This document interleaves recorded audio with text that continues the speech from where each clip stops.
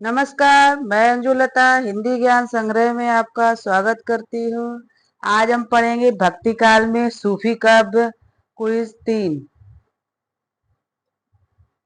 प्रश्न संख्या 1। फूल मरे पे मरे न बासु, यह प्रसिद्ध उक्ति किस कवि की है? दादू, कबीर, रैदास, जायसी। प्रश्न संख्या 1 का सही उत्तर है डी, जायसी। ये जायसी द्वारा पंक्ति रची गई है। जायसी का पूरा नाम मलिक मोहम्मद जायसी है। ये सूफी काव्यधारा के कवि हैं। इनकी प्रसिद्ध रचना पद्मावत है, जो 1540 ईस्वी में रची गई है। प्रश्न संख्या 2। निम्न में से कौन सा युग्म सुमेलित नहीं है? इंद्रावती, नूर मोहम्मद, हंस जवाहिर, कासिम शाह, चित्रावली, उस्मान, मधुमालती, कुतुबन। प्रश्न संख्या 2 का सही उत्तर है डी। ये सुमेलित नहीं है। इसमें मधुमालती मंझन द्वारा रचित कृति है। बाकी के तीनों विकल्प सही हैं। मधुमालती का रचना काल 1545 ईस्वी है। इसमें कनेसर नगर के राजा सूरजभान के पुत्र मनोहर और महाराष्ट्र नगर नरेंद्र विक्रम साय की कन्या मधुमालती के प्रेम कहानी का वर्णन है। इसमें मसनवी शैली का प्रयोग हुआ है। प्रश्न संख्या 3। पद्मावत का बंगला अनुवाद किसने किया था? मगन ठाकुर, आलो उजाला, नसरुद्दीन हुसैन, सुजात दौला। प्रश्न संख्या 3 का सही उत्तर है बी, आलो उजाला। आलो उजाला ने पद्मावत का बंगला में भाषा में अनुवाद किया है। यह अनुवाद अराकान राज्य के वजीर मगन ठाकुर ने सन 1650 ईस्वी में 50 के ईस्वी के आसपास आलो उजाला नामक एक कवि से कराया था। प्रश्न संख्या 4। उदधि आई तेह बंधन कीना, इति दसमाथ अमर पद लीना। पंक्तियों के रचनाकार हैं कुतुबन, तुलसी, जायसी, सूरदास। प्रश्न संख्या 4 का सही उत्तर है सी। ये पंक्तियां जायसी द्वारा रचित हैं। जायसी के प्रसिद्ध कवि सूफी काव्य महाकाव्य पद्मावत के लक्ष्मी समुद्र खंड से ली गई हैं। ये दोहा और चौपाई छंद में लिखे गए इस महाकाव्य की भाषा अवधी है। इसकी रचना 947 हिजरी व 1540 ईस्वी में हुई थी। प्रश्न संख्या 5। हिंदी साहित्य का सर्वश्रेष्ठ विरह वर्णन नागमती का विरह वर्णन किस ग्रंथ में संकलित है? प्रश्न संख्या 5 का सही उत्तर है ए, पद्मावत। पद्मावत जायसी द्वारा ग्रंथ रचा है।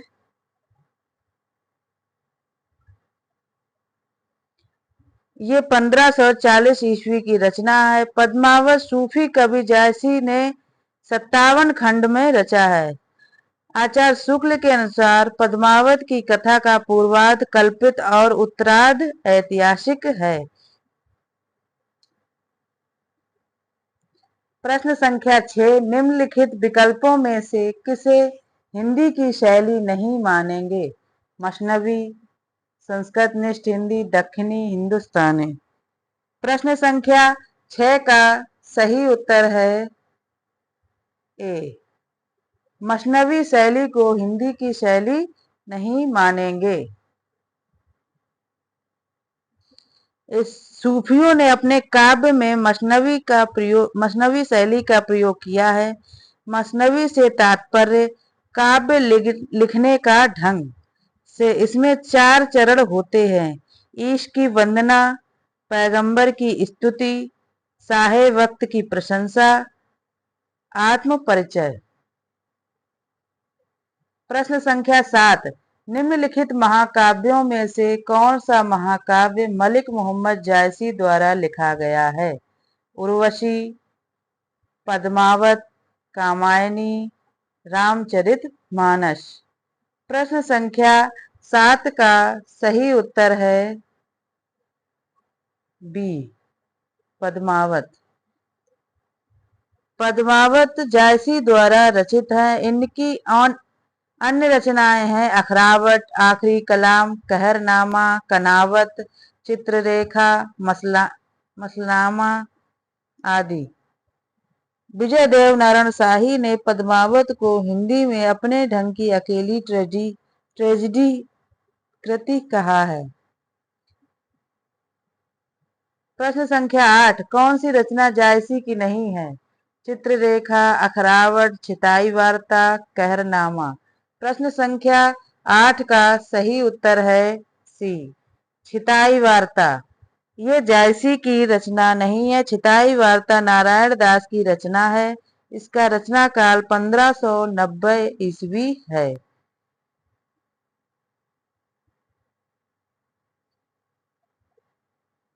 प्रश्न संख्या 9, मुल्ला दाऊद 1370 ईस्वी की अवधी भाषा की पहली कृति कौन सी है? चंदायन या लोरकहा, वीरांगना, पथिक, यशोधरा। प्रश्न संख्या 9 का सही उत्तर है ए, चंदायन या लोरकहा 1370 ईस्वी की मुल्ला दाऊद की अवधी भाषा में रचना है।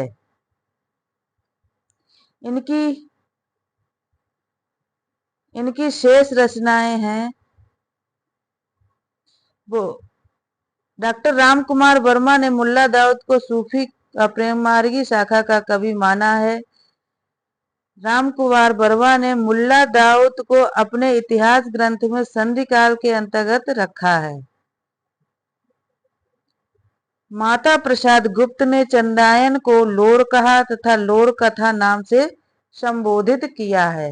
पथिक राम नरेश त्रिपाठी की है और यशोधरा मैथिली शरण गुप्त की है।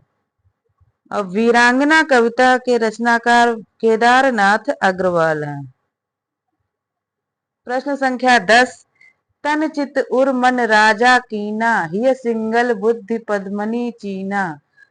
पंक्तियां किस ग्रंथ की हैं? सीतायन, बीजक, पद्मावत, बिहारी सस्सई। प्रश्न संख्या 10 का सही उत्तर है सी, पद्मावत। पद्मावत की ये पंक्तियां हैं, ये जायसी द्वारा रचित है। जायसी हिंदी साहित्य की भक्ति काल की स्वर्ण भक्ति काल की निर्गुण प्रेमाश्रय शाखा के कवि हैं। सीतायन मैथिली भाषा के विख्यात साहित्यकार मल्लिक विद्धु द्वारा रचित महाकाव्य है। बिहारी सस्सई बिहारी द्वारा रचित है और बीजक कबीर द्वारा रचित है। प्रश्न संख्या 11, मलिक मोहम्मद जायसी ने आखिरी कलाम में किस बादशाह की प्रशंसा की है? बाबर, शहंशाह, हुमायूं, अकबर। प्रश्न संख्या 11 का सही उत्तर है ए, इन्होंने आखिरी कलाम में बाबर की प्रशंसा की है।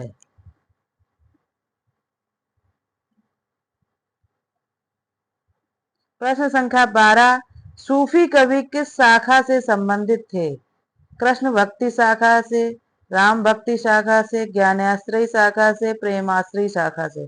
प्रश्न संख्या 12 का सही उत्तर है डी, प्रेमाश्रय शाखा से ये संबंधित थे। आचार्य शुक्ल ने हिंदी साहित्य के भक्ति काल को सर्वप्रथम शुद्ध दार्शनिक एवं धार्मिक आधार पर 4 भागों में बांटा। निर्गुण धारा के अंतर्गत ज्ञानाश्रयी एवं प्रेमाश्रयी और सगुण धारा के अंतर्गत राम भक्ति शाखा और कृष्ण भक्ति शाखा को रखा है। प्रश्न संख्या 13, निम्नलिखित में से कौन सा कवि सगुण भक्ति धारा का नहीं है? सूरदास, कुतवन, रसखान और नंददास। प्रश्न संख्या 13 का सही उत्तर है बी, कुतवन।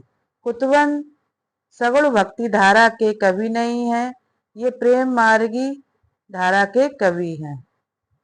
निर्गुण भक्ति धारा के, निर्गुण भक्ति धारा में प्रेम मार्गी शाखा के कवि हैं। अन्य भक्ति सगुण भक्ति धारा के कवि हैं। प्रश्न संख्या 14, जायसी के पद्मावत में पद्मावती कहाँ की राजकुमारी थी? सिंगलद्वीप, नागदेश, अवंतिका, चित्तौड़।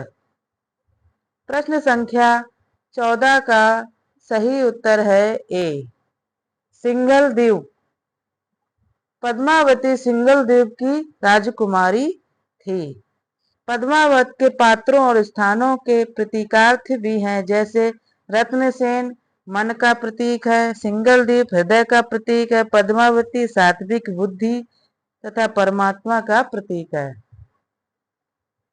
प्रश्न संख्या 15, उन्होंने सामान्य हृदय तत्व की सृष्टि व्यापिनी भावना द्वारा मनुष्य और पशु पक्षी सबको एक जीवन सूत्र में बद्ध देखा है। तुलसीदास, सूरदास, जायसी, घनानंद। प्रश्न संख्या 15 का सही उत्तर है सी, जायसी। जायसी ने मनुष्य और पशु पक्षी को सभी को एक सूत्र में बांधा है।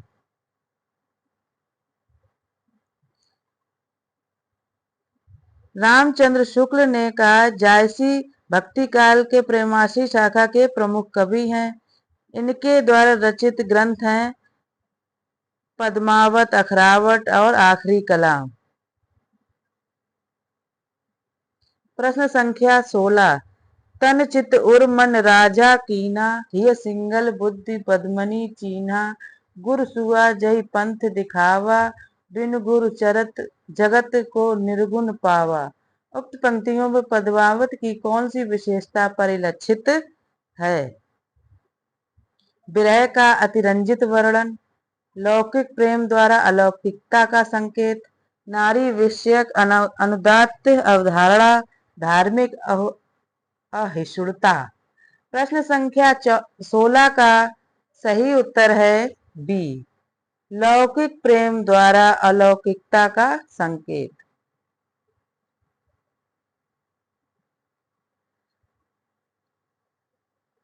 प्रश्न संख्या 17, इनमें से अवधि की प्रारंभिक कृति मानी जाती है? चंदायन, मधुमालती, मृगावती, चित्रावली। प्रश्न संख्या 17 का सही उत्तर है ए, चंदायन मुल्ला दाऊद की कृति है, ये अवधि की प्रारंभिक कृति मानी जाती है। राम कुमार वर्मा ने मुल्ला दाऊद कृत चंदायन को अवधि की प्रथम काव्य कृति तथा मुल्ला दाऊद को सूफी व प्रेम मार्गी शाखा का प्रथम कवि माना है। मधुमालती मंझन द्वारा रचित है, मृगावती कुतवन द्वारा रचित है और चित्रावली उस्मान द्वारा रचित है। प्रश्न संख्या 18, जायसी ने नागमती वियोग खंड में 12 मासा का प्रारंभ किस मास से किया है? चैत्र, वैशाख, जेठ, आषाढ़। प्रश्न संख्या 18 का सही उत्तर है डी, आषाढ़। जायसी ने नागवती वियोग खंड में आषाढ़ मास का वर्णन किया है।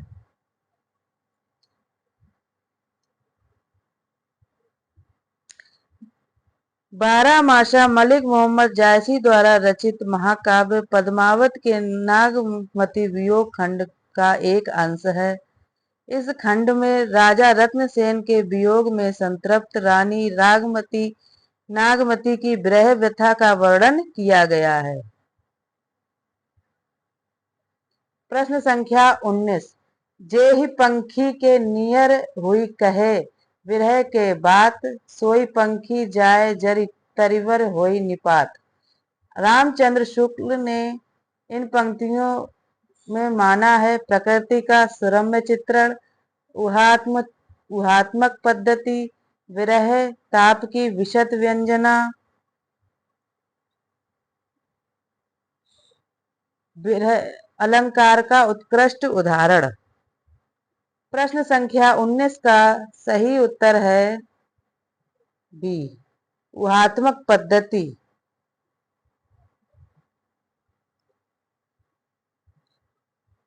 मलिक मोहम्मद जायसी कृत पद्मावत महाकाव्य का नागमती वियोग खंड हिंदी साहित्य की अद्वितीय निधि है। पद्मावत में जायसी ने संयोग व वियोग दोनों प्रकार के श्रृंगार का वर्णन किया है और संपूर्ण काव्य में प्रधानता वियोग श्रृंगार की है।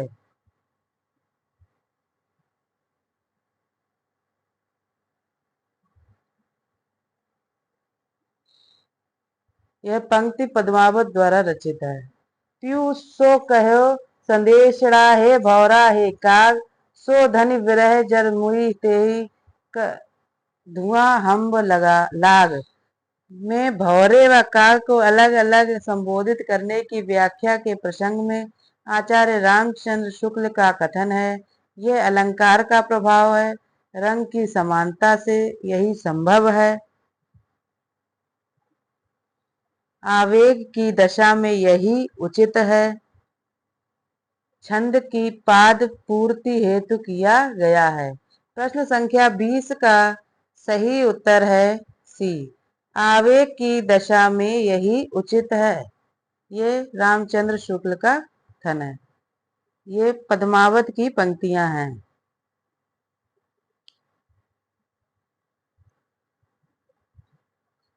उपरोक्त पंक्तियों में रानी के हृदय में सहानुभूति की संभावना होती कैसे है, ये समझकर होती है कि भौरा और कौवा दोनों उसी बिरहन के धुएं से काले हो गए हैं जिसमें मैं जल रही हूँ। सम दुख भोगियों में परस्पर सहानुभूति का उदय अत्यंत स्वाभाविक होता है।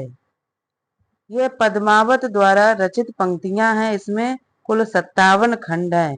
इसका प्रिय अलंकार उपेक्षा है। प्रश्न संख्या 21।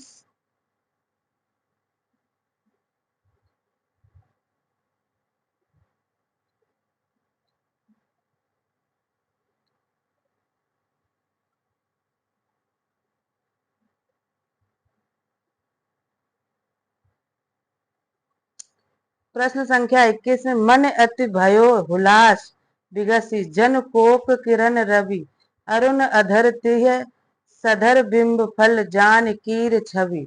उक्त काव्यांश में किसके उल्लास का उल्लेख है? पद्मावती की माता, पद्मावती के पिता, पद्मावती की सहेली। प्रश्न संख्या 21 का सही उत्तर है सी, ये पद्मावती के उल्लास का उल्लेख हुआ है। ये पद्मावत जायसी के पद्मावत ग्रंथ से रचित है ये पंक्तियां। प्रश्न संख्या 22। पद्मावत किस भाषा में लिखा गया है? खड़ी बोली, हिंदी, अवधी, राजस्थानी, ब्रजभाषा। प्रश्न संख्या 22 का सही उत्तर है बी, अवधी भाषा में रचित है पद्मावत।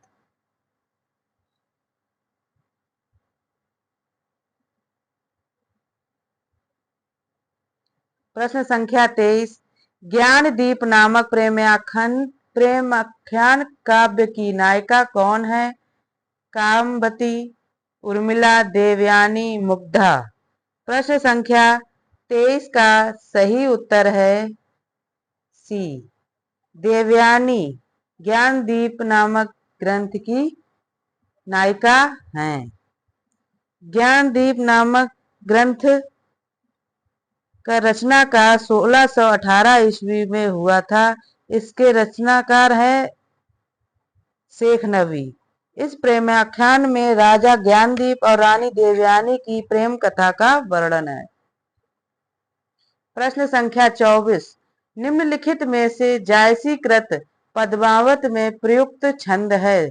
सोरठा, दोहा, चौपाई, दोहा, चौपाई, सोरठा, दोहा, सोरठा। प्रश्न संख्या 24 का सही उत्तर है बी, चौपाई, दोहा। जायसी कृत पद्मावत में चौपाई दोहा छंद का प्रयोग किया गया है। जायसी ने इन सूफी काव्य धारा के प्रतिनिधि कवि है। इनकी प्रसिद्धि मूल आधार पद्मावत है, जो कड़वक शैली में रचित है। प्रश्न संख्या 25। हिंदी प्रेमाख्यान काव्य धारा से संबंधित असंगत कथन है। निर्विवाद रूप से सभी प्रेमाख्यान तत्सम शब्दावली प्रधान अवधी भाषा में रचित हैं। ये काव्य प्रबंधात्मक शैली में रचित है। इनके पात्र मुख्यतः दो श्रेणियों मानवीय और मानवेतर के हैं। इन काव्यों की मूल भावना प्रेम है। प्रश्न संख्या 25 का सही उत्तर है ए।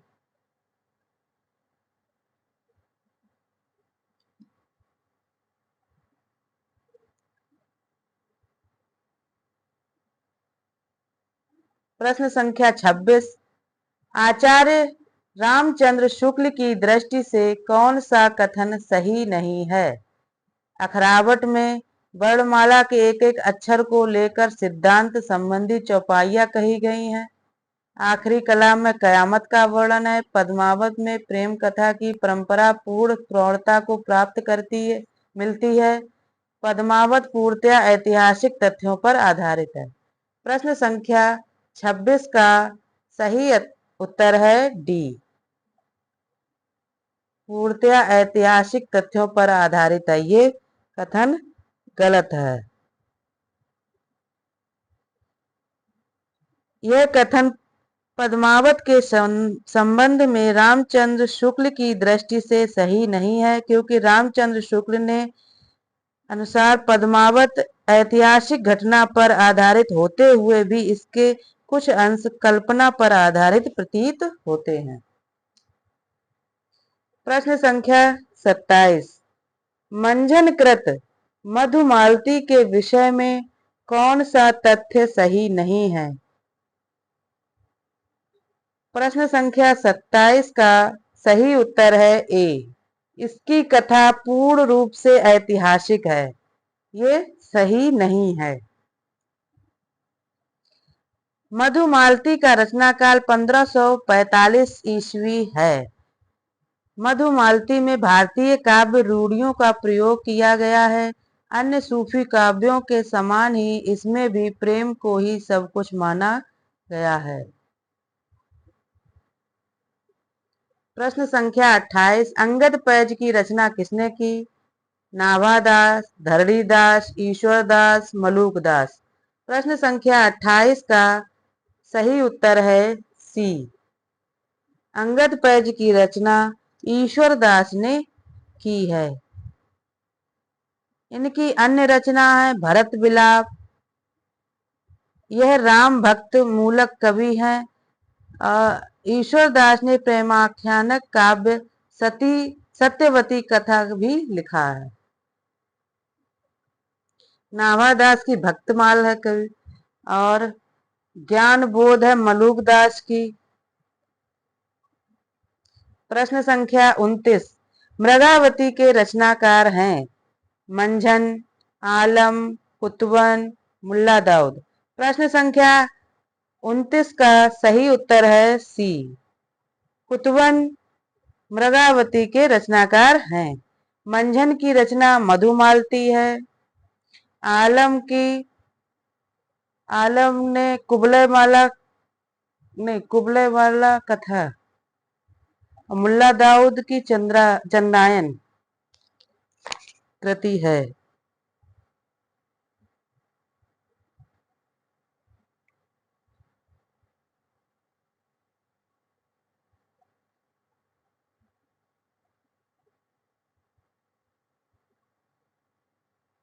प्रश्न संख्या 3। सन 927 आहा कथा आरंभ बैन कभी कहा में 927 का ईस्वी सन क्या होगा? 1525 ईस्वी, 1550 ईस्वी, 1540 ईस्वी, 1520 ईस्वी। प्रश्न संख्या 30 का सही उत्तर है सी, 1540 ईस्वी।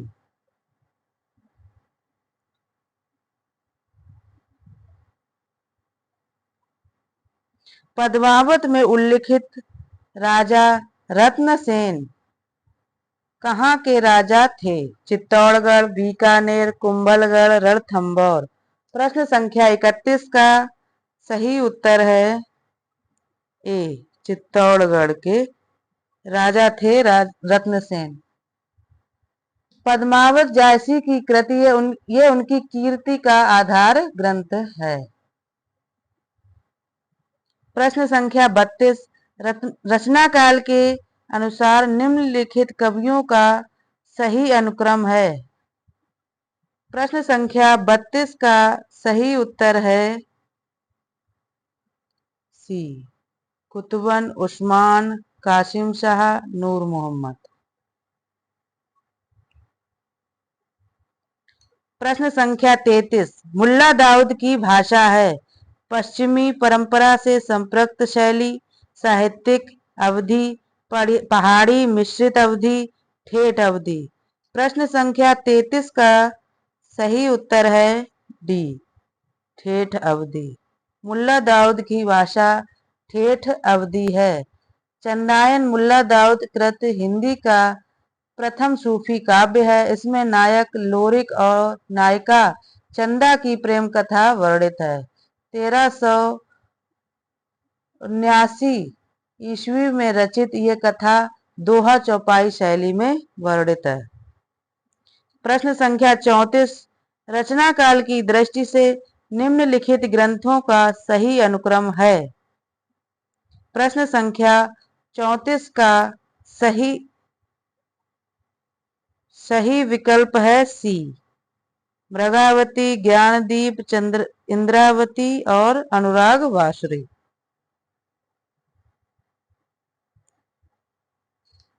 मृगावती का रचनाकाल 1503 है।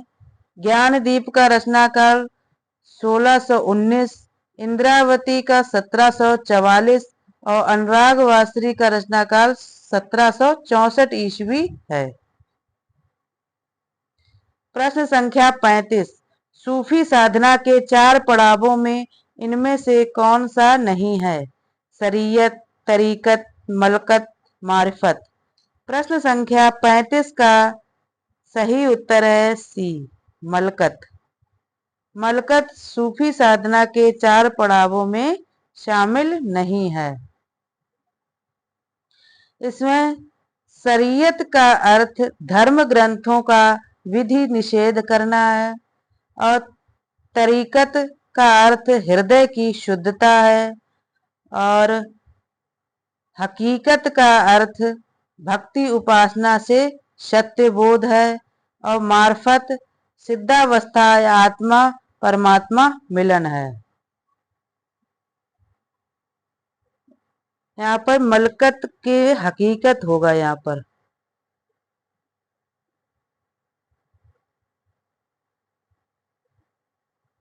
ये 4 सूफी पड़ाव हैं।